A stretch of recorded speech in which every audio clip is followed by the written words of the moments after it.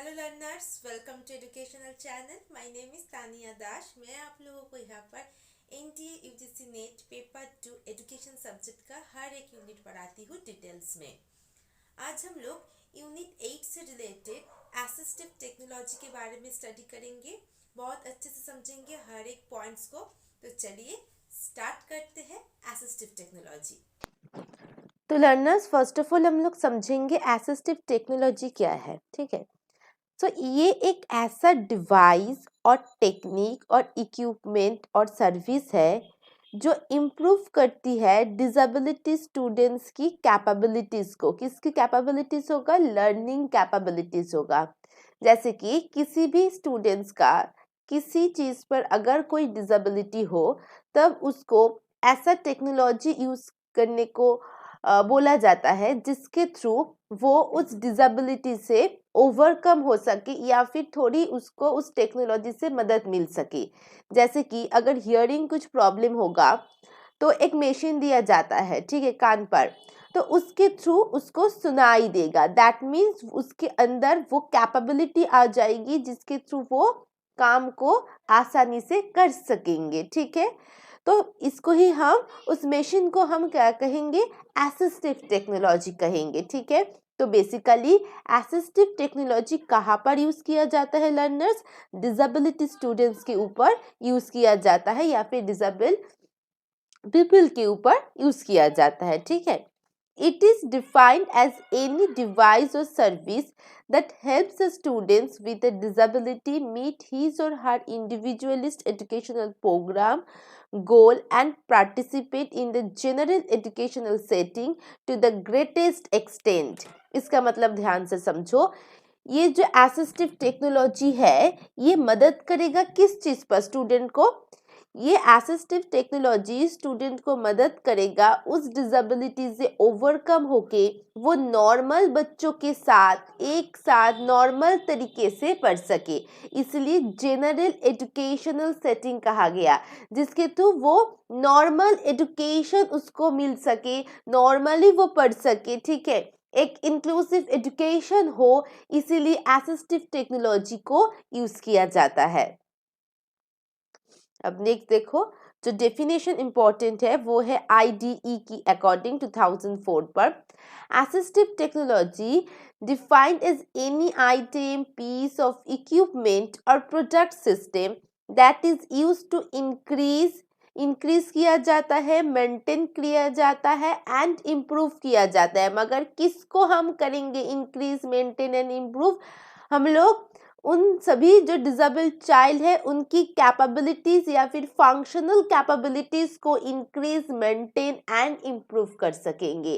किसके थ्रू कर सकेंगे? असिस्टिव टेक्नोलॉजी के थ्रू कर सकेंगे। तो यहाँ पर हम लोग 3-4 चीज को सीखे, राइट।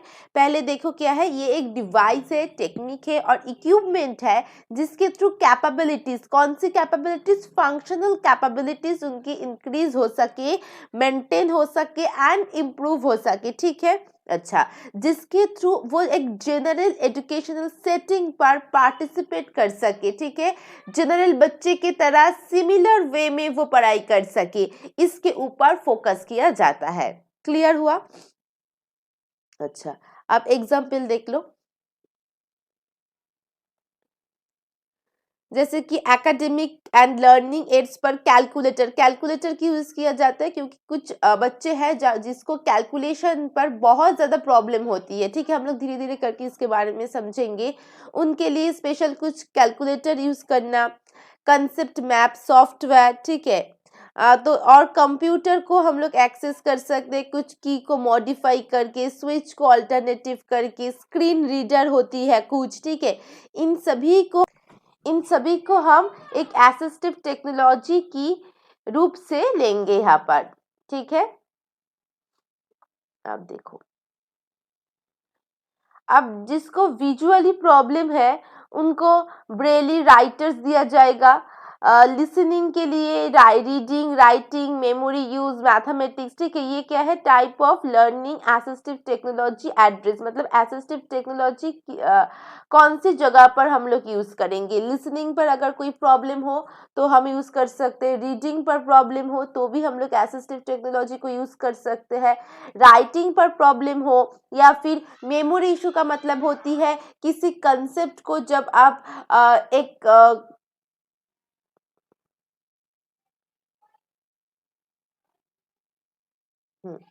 मेमोरी इशू का मतलब होती है जब आप किसी कंसेप्ट को रिटेन करके रिकॉल एंड रिकॉग्निशन करने की कोशिश करते हो, तब इशू आ जाती है किसी किसी बच्चे को। मेनली जो लर्निंग डिसेबल चाइल्ड होती है ना, उन चाइल्ड को ये प्रॉब्लम आती है, तो उसके लिए भी कुछ असिस्टिव टेक्नोलॉजी है।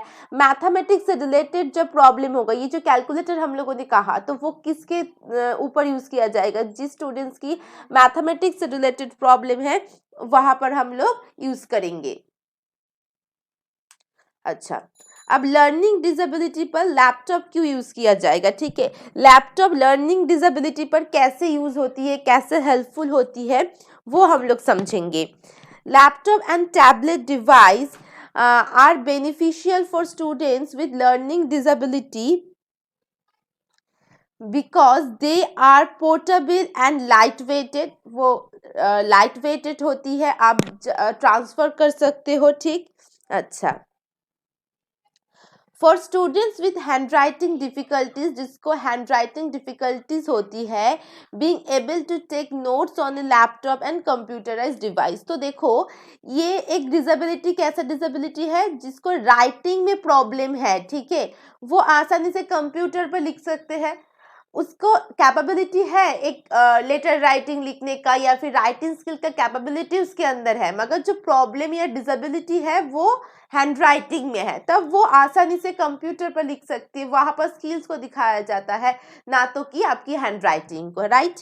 अच्छा, यहाँ पर स्पेलिंग एरर को उतना ज़्यादा फोकस नहीं करेंगे हम लोग, क्योंकि यहाँ पर कंप्यूटर पर अगर कोई स्पेलिंग एरर भी हो जाती है तो वो ऑटोमेटिक से ही भी किया जा सकता है। तो स्पेलिंग, अगर कोई स्पेलिंग एररनेस हो रही है तो हम लोग वर्ड प्रोसेसर को यूज करके ये स्पेलिंग एररनेस को कम कर सकते हैं, ठीक है। अच्छा, अब नेक्स्ट देखो, कंप्यूटर असिस्टेड इंस्ट्रक्शन, जिसको हम CAI कहते हैं, राइट। अच्छा, तो CAI क्या है, ये एक रेफर्स है, ये एक सॉफ्टवेयर है और एप्लीकेशन है that have been design to provide the instruction. Computer assisted instruction है ना, देखो, computer assisted instruction, that means यहाँ पर आप लोग इंस्ट्रक्शन प्रोवाइड करोगे, right. Instruction and practice opportunities on a wide range of devices, मतलब ये जो इंस्ट्रक्शन है ये कंप्यूटर, लैपटॉप, आईपैड, मोबाइल और टेक्नोलॉजी के थ्रू भी दिया जा सकता है। कंप्यूटर असिस्टेड इंस्ट्रक्शन प्रोवाइड करती है immediate and dynamic feedback, and students with learning disabilities can benefit from the non-judgmental computerized drill and practices। तो यहाँ पर कंप्यूटराइज ड्रिल एंड प्रैक्टिसेस को अगर यूज किया जाएगा तो बहुत जल्दी एक feedback, immediate and dynamic feedback मिलेगा, जहाँ पर कोई भी उसको जज नहीं करेगा, वो स्पेस ऑफ लर्निंग से खुद के अकॉर्डिंग वो सीख सकता है, ठीक है। तो computer assistive instruction has been shown to be helpful for students with learning disability in spelling या फिर expressive writing skill, as this software can reduce distractibility and can help students learn to read and achieve other academic outcomes. तो ये जो computer assistive instruction है वो reduce करती है spelling की प्रॉब्लम को एंड राइटिंग स्किल की प्रॉब्लम को भी, ठीक है। अच्छा, नेक्स्ट क्या है, कंप्यूटर असिस्टिव इंस्ट्रक्शन पर अगर हम लोग मैथ ड्रिल को, ठीक है, अगर यूज करेंगे तो क्या होगा, देखो यहाँ पर क्या है, computer assisted instruction is also an effective way with learning disabilities to practice math drills, ठीक है। इसके थ्रू आप क्या कर सकते हो, आपकी मैथ की स्किल्स को प्रैक्टिस कर सकते हो, आपके अंदर एक पॉजिटिव एटीट्यूड आ जाएगा, आपको एक जो मैथ्स रिलेटेड जो प्रॉब्लम है वो रिड्यूस हो जाएगा और मैथ स्किल्स आपके अंदर इजीली डेवलप होगा, ठीक है। अच्छा, ये इतना ज्यादा जरूरी नहीं है। अब देखो, text to speech, speech to text, word prediction और ग्राफिक ऑर्गेनाइजेशन, ठीक है, ये सभी क्या है, एक लैंग्वेज बेस्ड लर्निंग डिसेबिलिटी है। लैंग्वेज रिलेटेड अगर कोई प्रॉब्लम होती है तो हम लोग text to speech, speech to text, word prediction या फिर ग्राफिक ऑर्गेनाइजेशन को या फिर ऑर्गेनाइजर को यूज करते हैं। अच्छा, देखो स्पीच टू टेक्स्ट पर क्या है, जो मैंने हाईलाइटेड किया है सिर्फ उस पॉइंट को देखकर जाइए, वही काफी होगा, ठीक है।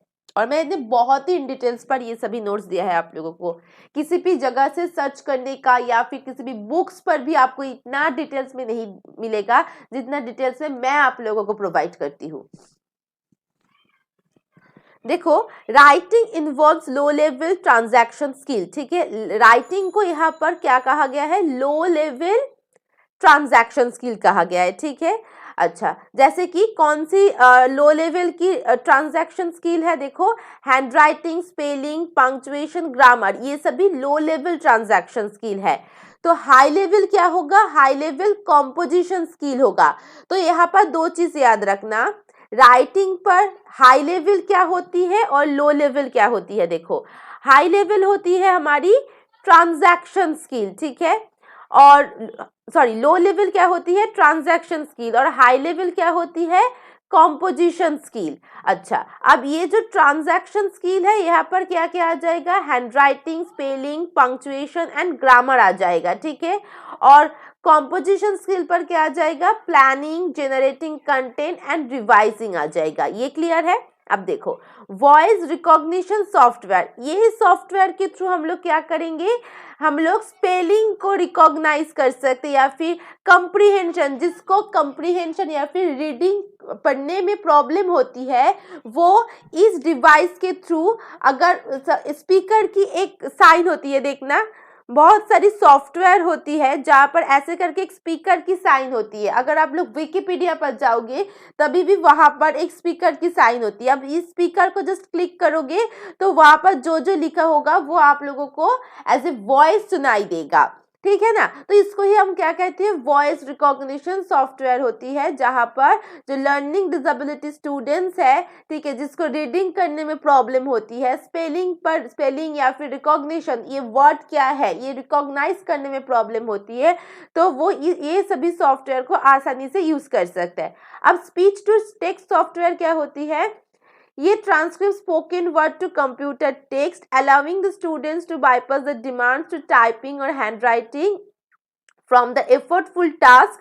Students may compose stories, there are longer, more complex and contain few errors। मतलब आप जैसे कि यहाँ पर जो लिखा है उसको आप सुनाई देंगे, ठीक है, स्पीकर को क्लिक करके। और यहाँ पर क्या होती है, स्पीच टू टेक्स्ट का मतलब होती है आप कुछ बोलोगे और आपने जो भी चीज बोला है वो एज ए राइटिंग वे में आउटकम आपको देगा, ठीक है। जैसे कि देखना बहुत सारी सॉफ्टवेयर है, गूगल ट्रांसलेट होती है जहाँ पर, या फिर गूगल में भी होती है, ठीक है, एक छोटू सा एक स्पीकर करके या फिर माउस करके है, वहां पर अगर आप बोलोगे तो आप जो भी बोलोगे वो आपको दिखाई देगा स्क्रीन पर एज ए आउटकम। तो उसको हम क्या कहते हैं, स्पीच टू टेक्स्ट सॉफ्टवेयर कहते हैं, जो राइटिंग की जो एफर्टफुल काम होती है वो आपको बहुत ज्यादा रिड्यूस कर देती है, ठीक है।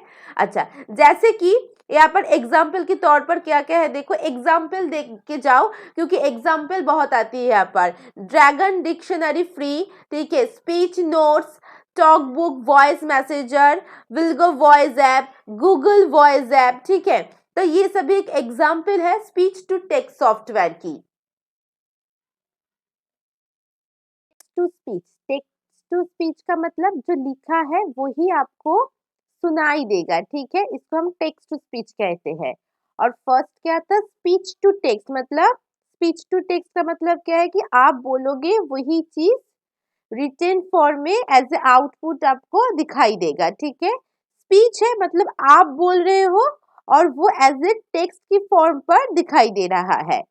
और स्पीच टू टेक्स्ट का मतलब क्या है, सॉरी टेक्स्ट टू स्पीच का मतलब क्या है कि आप लिख रहे हो, ठीक है, सपोज कीजिए कंप्यूटर पर ये चीज मैंने लिखा है, अब इसी चीज को मैं रीड ना करके अगर कंप्यूटर से बुलाऊंगी तो वो हो जाएगा टेक्स्ट टू स्पीच, मतलब मेरी लिखी हुई चीज को as a speech, as a voice की फॉर्म पर मुझे जब सुनाई देगा तब उसको हम टेक्स्ट टू स्पीच कहेंगे।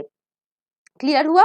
अच्छा, अब देखो यहाँ पर क्या है कि इसका जो एग्जाम्पल है या फिर टेक्स्ट टू स्पीच का जो सॉफ्टवेयर है वो है क्रूजवेल 3000। ठीक, अच्छा, टेक्स्ट टू स्पीच के थ्रू आप वर्ड को रिकॉग्नाइज कर सकते हो, रीडिंग फ्लुएंसी आ सकती है, रीडिंग कंप्रिहेंशन पर मदद होगा।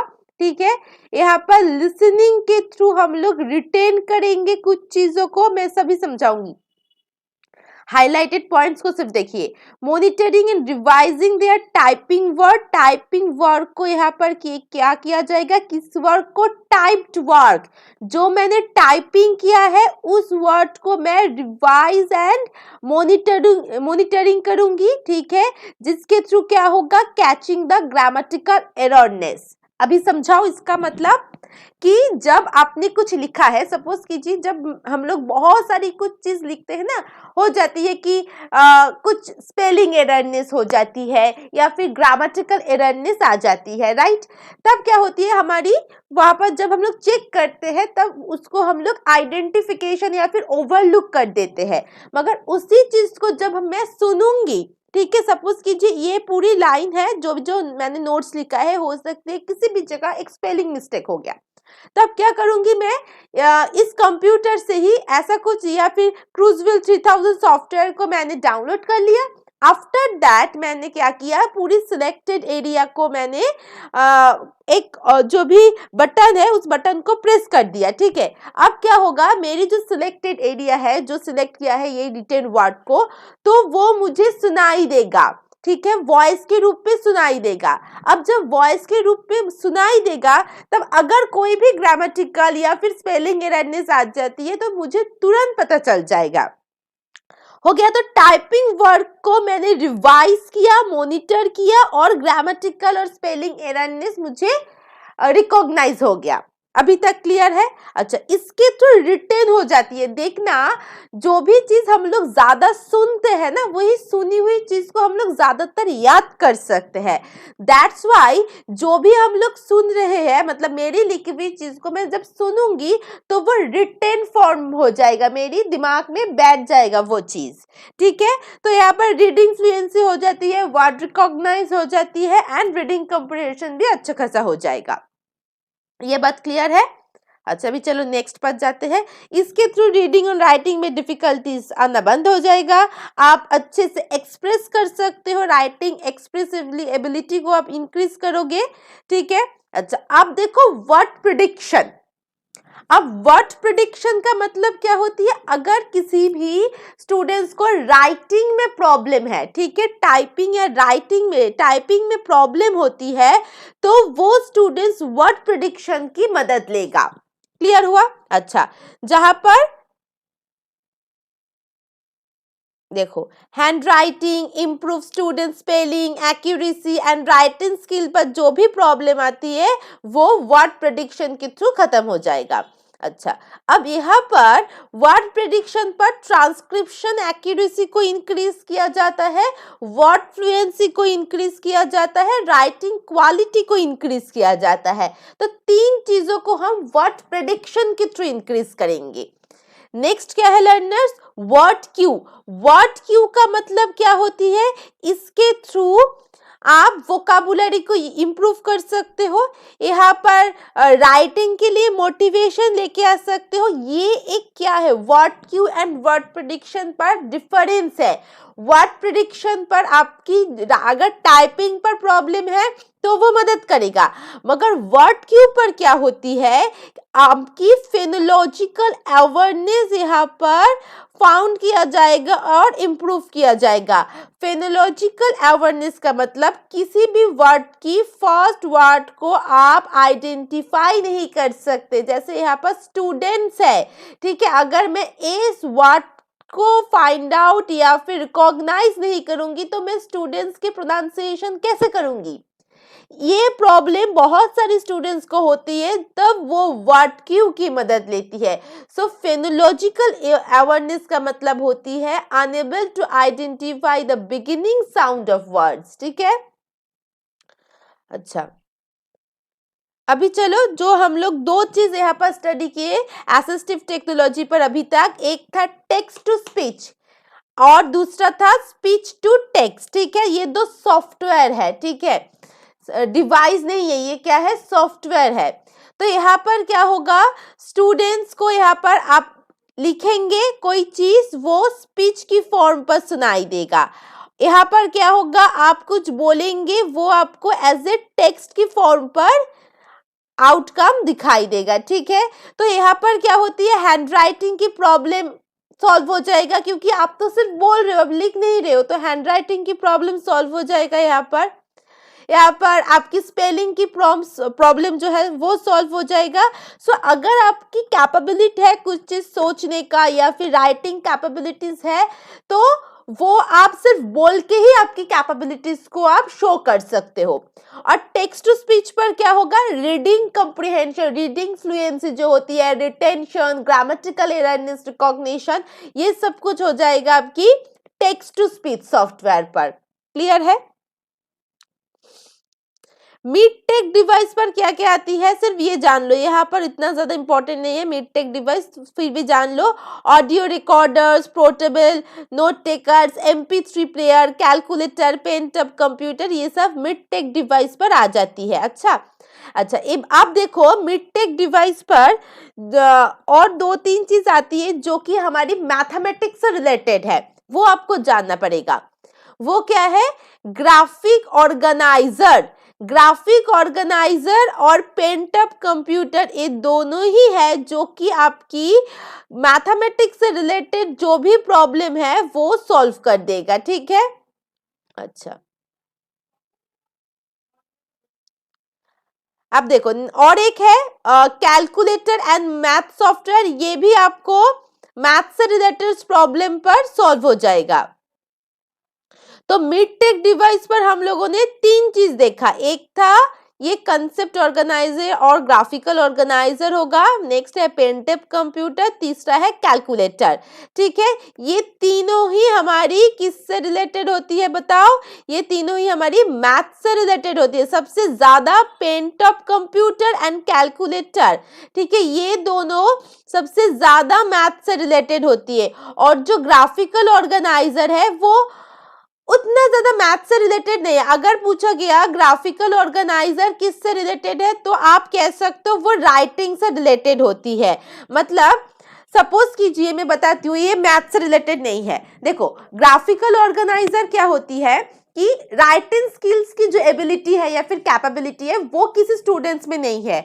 आप किसी भी की पॉइंट्स दे दो, वो लिख नहीं सकता। ठीक है, उसमें वो प्लानिंग की कैपेबिलिटी नहीं है, कैसे मैं सेंटेंस को या फिर की पॉइंट्स को जोड़ जोड़ के एक एसे क्रिएट करूंगी या फिर कोई स्टोरी राइटिंग क्रिएट करूंगी, उस टाइप की जो कैपेबिलिटीज या फिर राइटिंग स्किल की कैपेबिलिटीज होती है वो स्टूडेंट्स के अंदर नहीं है।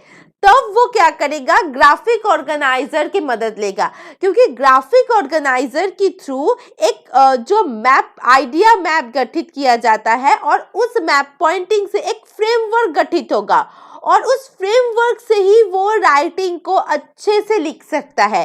तो अगर राइटिंग स्किल की कैपेबिलिटी हो तो ग्राफिक ऑर्गेनाइजर, अगर पेनटॉप से आप क्या कर सकते हो, पेनटॉप के थ्रू आप मैथमेटिक्स को भी कर सकते हो। इसके अलावा टेक्स्ट टू स्पीच ये प्रोवाइड करती है, ये फीडबैक प्रोवाइड करती है।